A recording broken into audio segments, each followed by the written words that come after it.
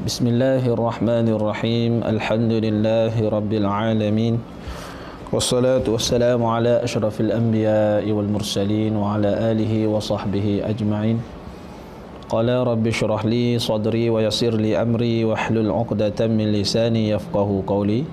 Allahumma salli wa sallim wa barik ala sayyidina Muhammad fatihi lima ughliqa wal khatimi lima sabaqa nasiril haqqi bil haqq والهادي إلى صراطك المستقيم وعلى آله الحق قدره ومقداره العظيم. سبحانك لا علم لنا إلا ما علمتنا إنك أنت العليم الحكيم ولا حول ولا قوة إلا بالله العلي العظيم ولا حول ولا قوة إلا بالله العلي العظيم. السلام عليكم ورحمة الله وبركاته. Sidang penonton, pendengar, khususnya jemaah surau An-Nur Bandar Puteri Kelang. Alhamdulillah, bersyukur kita kepada Allah Subhanahu wa taala dapat meneruskan lagi menyambung muzakarah kita kitab Hidayatus Subyan fi Ma'rifatil Islam wal Iman karangan Syekh Abdullah Hussein Nasir bin Muhammad Tayyib Al-Mas'udi Al-Banjari rahimahullahu al-bari. Alhamdulillah, kitab kita pada muka suratnya 2. Pada awal kitab lagi, barisan yang ke-6 daripada bawah ke atas, pada kata musannif dan bahawasanya makna Islam pada syarak.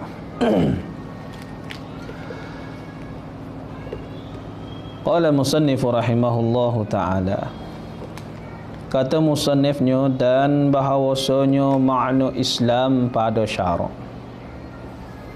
iaitu menjunjung akan barang yang didatang akan dia oleh Rasul daripada segala pekerjaan agama, iaitu seperti sembahyang dan puasa dan lainnya.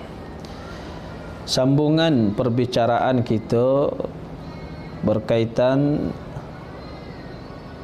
rukun agama.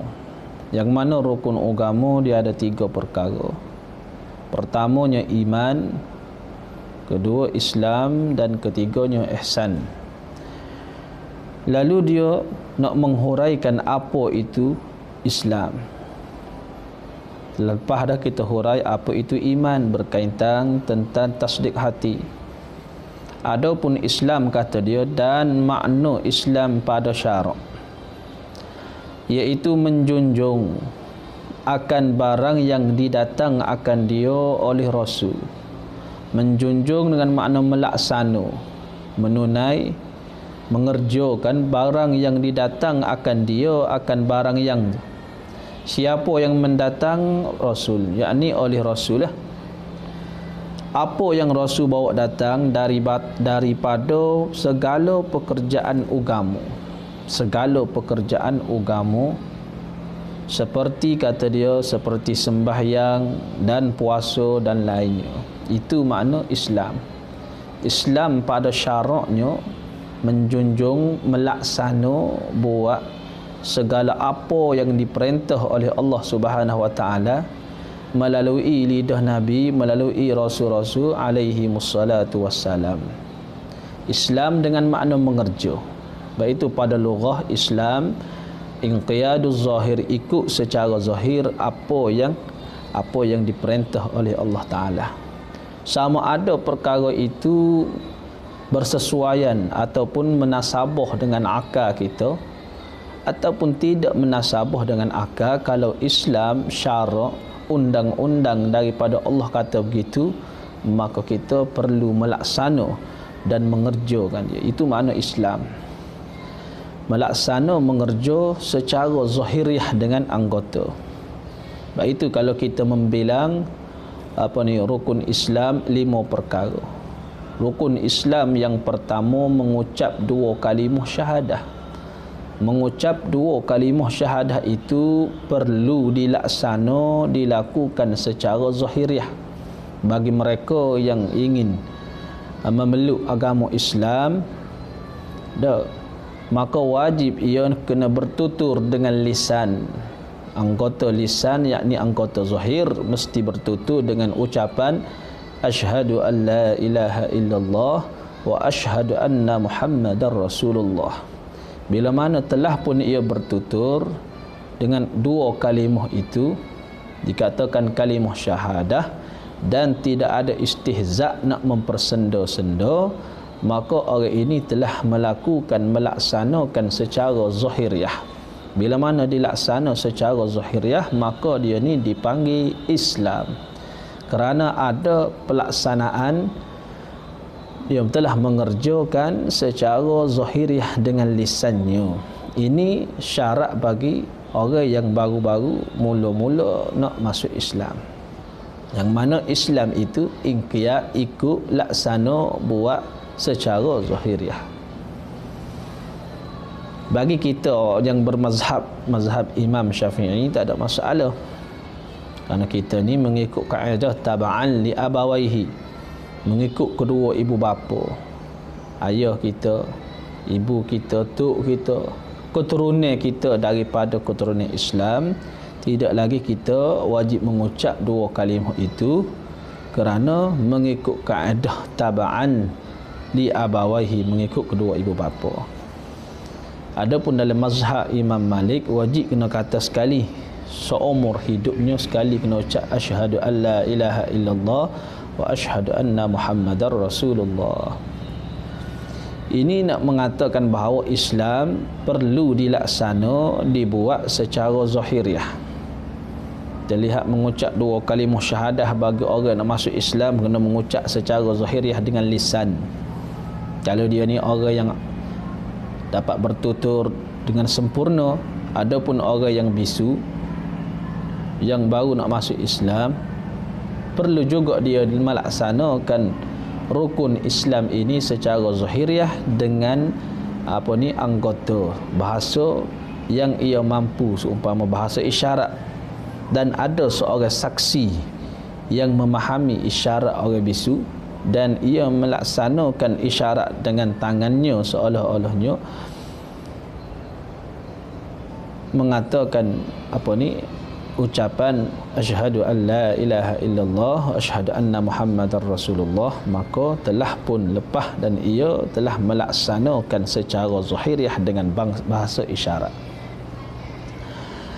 Maknanya Islam ingkiyat ikut buat laksana secara zahiriah, itu makna Islam. Dan lihat pada sembahyang 5 waktu, sembahyang mesti laksana dengan anggota. Tidak boleh semaya dengan kata pakai niat hamba semaya pakai niat tak lepas, kerana sembahyang itu perlu laksana dengan anggota secara zahiriah.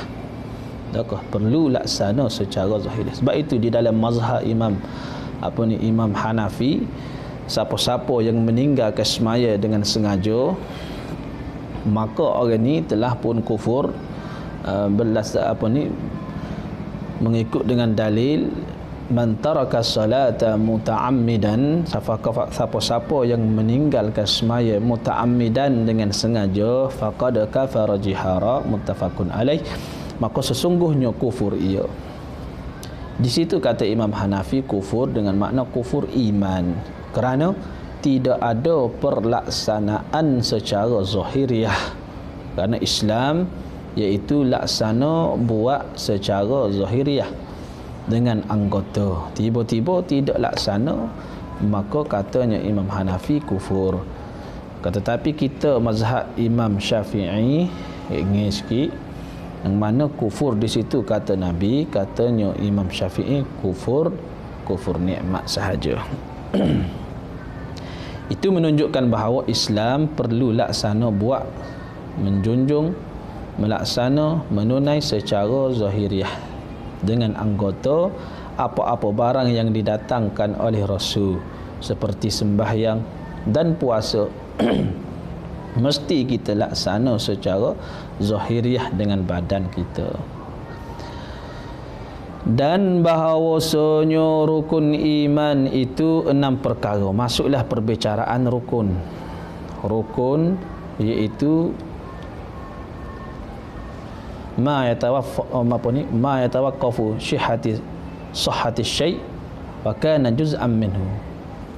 Benda yang terhenti, mana tidak sah sesuatu itu melainkan ada ia, melainkan ia bersekali.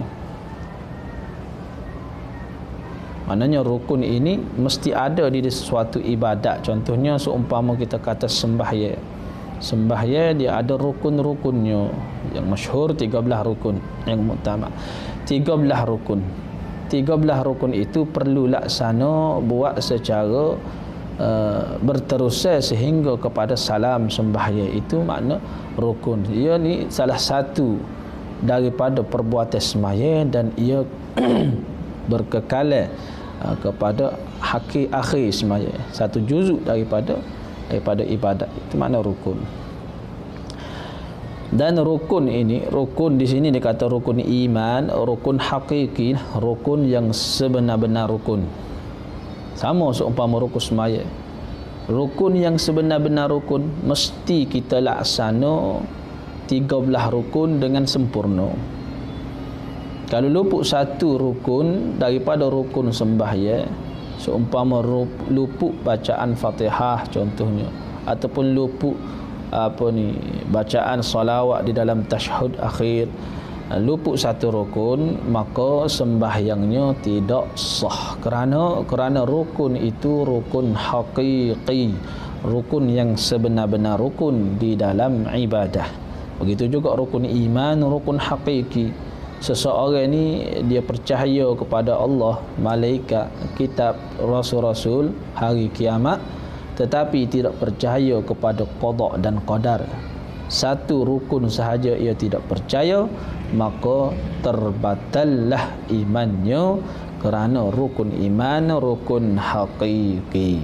Berbeza dengan rukun Islam yang kita akan bicara nanti, yang mana rukun Islam rukun yang mu'zam, yang sebesar-besar rukun di dalam Islam, yang mana kalau luput tidak laksana satu rukun Islam, belum lagi mereka itu jatuh kepada kufur. Seumpama dia mengucap 2 kalimah syahadah, sembahyang 5 waktu, puasa, haji tiap-tiap hari, laksana tiap-tiap tahun, tetapi tidak mengeluarkan zakat, cukup nisab dan haul, tidak mengeluarkan zakat, luput satu rukun, tidak bermakna orang ini telah jatuh kepada kufur walaupun tidak mengeluarkan zakat, kerana rukun Islam itu rukun yang sebesar-besar rukun sahaja di dalam agama. Jadi kita akan bicara ni rukun iman. Sedia maklum 6 perkara rukun iman. Pertamanya, wajib percaya kita dengan Allah, wajib beriman kita dengan Allah, dengan adanya Allah. Rukun yang pertama, percaya pada Allah Subhanahu wa taala. Allah yang bersifat dengan sifat ketuhanan. Kedua, wajib percaya kita dengan segala malaikat. Kita pergi sepatah lalu sahaja. Wajib percaya kita dengan segala malaikat. Ada setengah golongan ahli palasifah dulu tidak percaya dengan malaikat, kerana malaikat ini tidak dapat dilihat. Kita percaya malaikat, sedangkan kita tidak melihat malaikat, tidak pernah pun berjumpa dengan malaikat. Tahqiq sungguh kita percaya kerana kita percaya pada pokok pangkal lagi. Kita percaya yang Allah Ta'ala ada. Percaya yang Allah Ta'ala ada Tuhan kita. Dan Allah Ta'ala berfirman di dalam Quran, adanya malaikat. La ya'sun Allah, tidak bermaksiat mereka itu malaikat pada Allah. Ma amarahum, tidak dengan apa barang yang Allah Ta'ala perintah, wa yaf'aluna ma yu'marun, dan perbuat segala apa yang Allah Ta'ala suruh buat. Yaf'aluna ma yu'marun, perbuat segala apa yang disuruh buat. Mana malaikat itu ada, katanya Allah. Kita percaya Allah Ta'ala ada kita percaya Allah Ta'ala ada, maka malaikat yang Allah Ta'ala kata ada ciptaannya yang bernama malaikat, yang dijadikan daripada nur, cahaya, maka kita percayalah malaikat itu ada kejap sungguh di hati kita. Adapun puak-puak yang tidak percaya malaikat itu ada, asal pokok pangkalnya tidak percaya yang Allah Ta'ala itu ada. Ketiganya, wajib percaya kita dengan segala kitab. Taurah diturunkan kepada Nabi Musa, Injil Nabi Isa, Zabur Nabi Daud, dan Al-Quranul Karim kepada Nabi Muhammad. Kita percaya yang kitab itu, segala kitab-kitab yang diturunkan oleh Allah, dipanggil kutubus samawiyat, kitab yang diturun daripada kitab bangsa langit. Percaya segala kitab dan apa yang terkandung di dalam isi kitab itu. Cuma nisbah untuk beramal, kita melihat perincian tafsiran daripada ulama-ulama lah.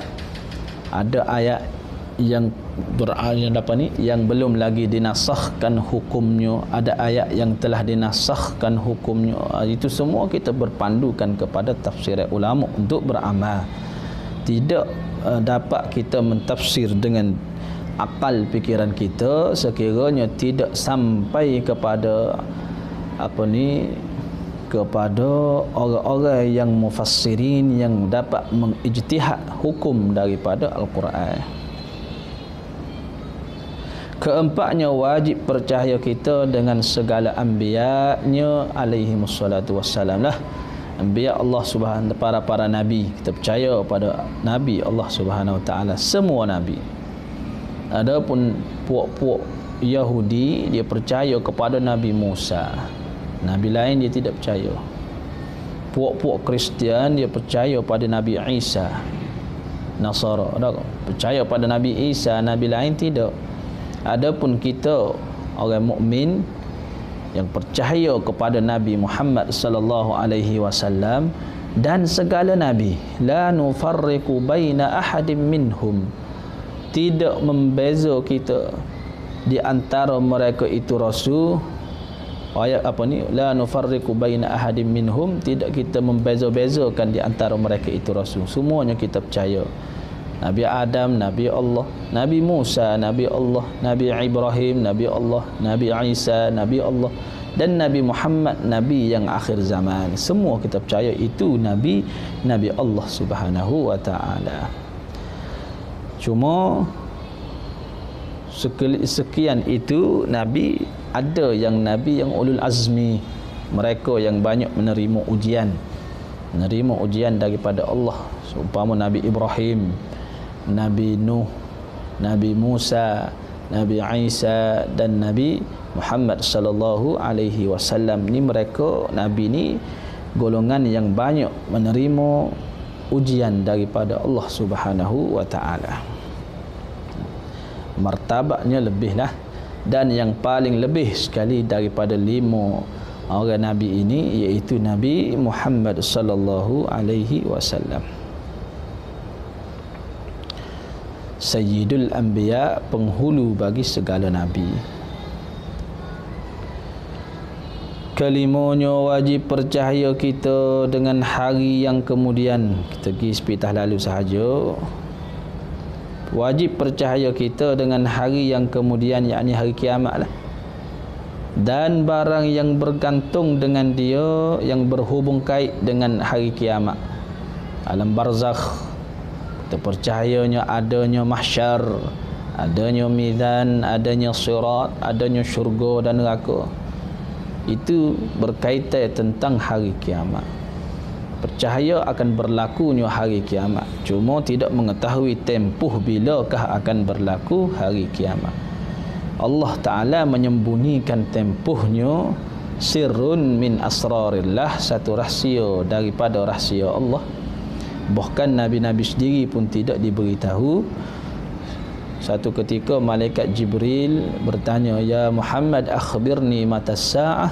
Ya Muhammad, khabarkan padaku bilakah berlaku hari kiamat. Lalu katanya Nabi sallallahu alaihi wasallam, "Mal mas'ulu anha bi'a'lama minas sa'il." Mal mas'ulu anha bi'a'lama minas sa'il. Mudah kata apa ni, kalau mu tidak tahu ya Jibril, aku ni lebih-lebih lagi tidak tahu. Begitulah mana katanya.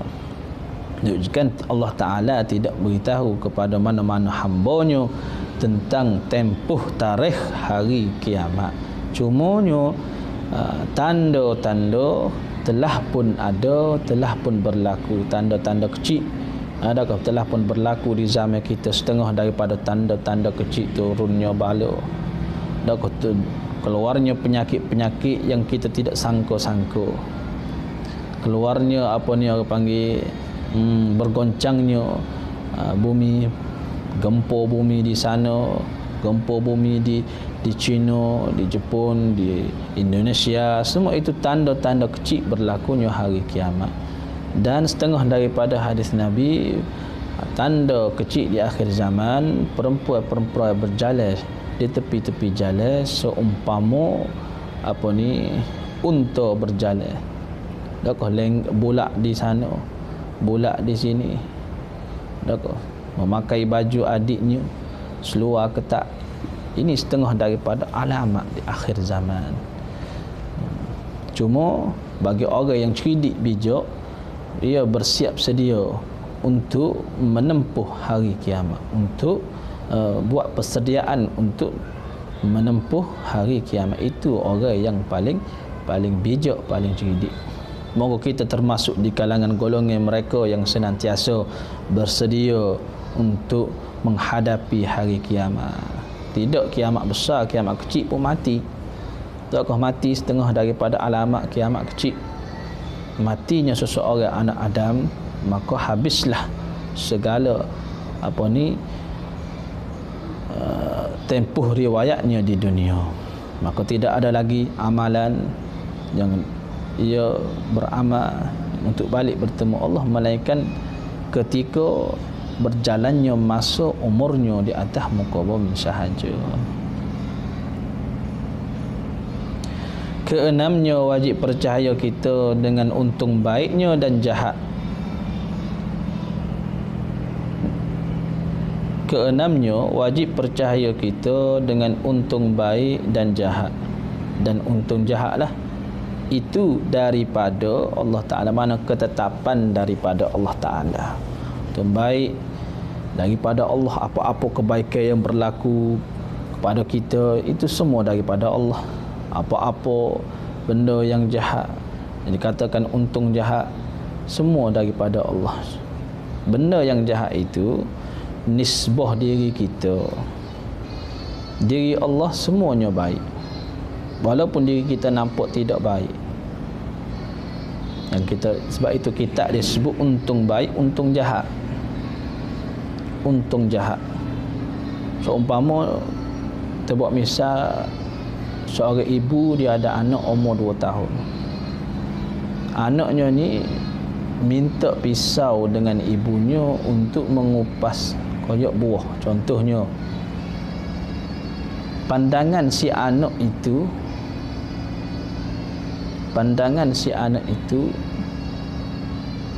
untuk mengupas buah tu benda yang baik lah. Cuma ibu yang bijak, dia tidak bagi pisau kepada anaknya kerana dia takut anak yang belum memayyiz itu tidak pandai menggunakan pisau, terkena tangan, luka dan sebagainya, lalu dia tidak bagi. Pandangan si anak melihat tidak baginya ibu ada pisau, ibu dia tidak bagi itu nampak macam tidak baik, nampak macam kedekut, nampak macam jahat. Tetapi itu benda keselamatan untuk diri dia yang ia tidak ketahui. Begitulah Allah Subhanahu Wa Taala buat kepada diri hamba itu benda-benda ujian, musibah dan bala.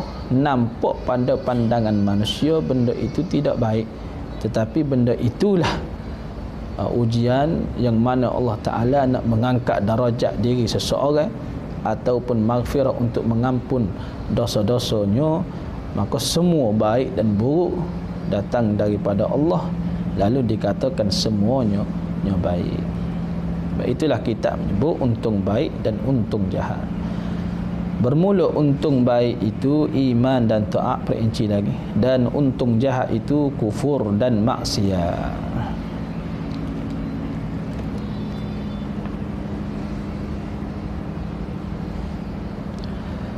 Dan bahawasanya rukun Islam itu 5 perkara. Kita pergi sepitah lalu dah. Kita habis 2 rukun ni, rukun iman dan rukun Islam. Dan rukun Islam itu 5 perkara. Pertamanya mengucap 2 kalimah syahadah.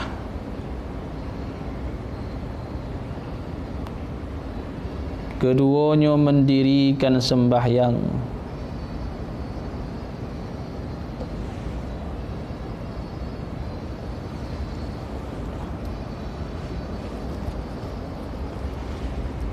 Pertama mengucap 2 kalimah syahadah, asyhadu an la ilaha illallah wa asyhadu anna muhammadar rasulullah. Nabi kata, umirtu an uqatilan nas hatta yashhadu an la ilaha illallah. Diperintahkan akan daku bahawa aku perang sekalian manusia sehingga mereka berkata asyhadu an la ilaha illallah. Menunjukkan bahawa mereka yang baru nak masuk Islam wajib dia kena mengucap 2 kalimah syahadah.